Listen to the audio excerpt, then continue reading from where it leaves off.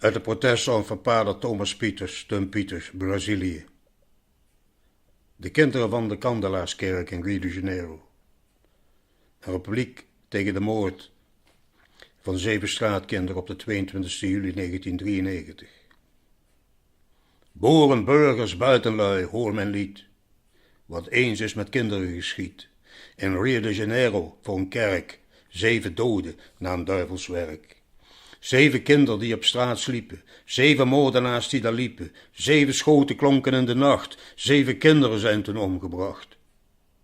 7 rechters doen een plicht, 7 maal 7 is toch 70, 7 tonen heeft een toverfluit, 7 moordenaars gaan vrij uit. Kom de nieuwe president, mens, wat zie ik daar present, de man die van 7 het beste schoot, 7 kinderen vol met lood. Prins, jong en oud, dat leidt geweld, Kaaien, Herodes, Oldenbarneveld.